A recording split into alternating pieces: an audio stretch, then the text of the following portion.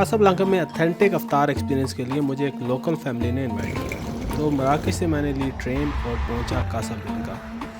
Hotel check in के बाद मैं पहुंचा हबूस बाज़ार, जो कि यहाँ की कदीम बाज़ार है और यहाँ आने का मकसद हबूस बेकरी।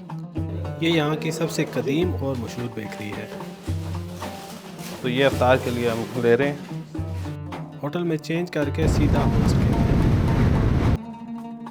इस खूबसूरत से इमराकुन घर में नहायत ही पुरतकल्लफ इफ्तार का एहतमाम था और सब कुछ घर का बना हुआ। तो अगर आपने मराकश की वीडियोस देखी हैं तो ये सारी चीज़ें तो पहचान ही गए होंगे। और इफ्तार की हाईलाइट थी घर की बनी हुई ताजी।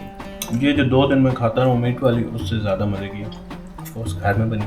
और यहाँ पर ये लोग इफ्तार के साथ ही मिंट टी पीते हैं और इतनी ऊंचाई से चाय डालने का मकसद है अपने मेहमान को बहुत ऊंचा रुतबा देना। जितनी ऊंचाई से चाय डाली जाएगी मतलब उतनी ही इज़्ज़त मेहमान को दी जा रही है। और इस पुरतकल्लफ इफ्तारी के बाद सीधा हसन दोम मस्जिद तरावी के लिए।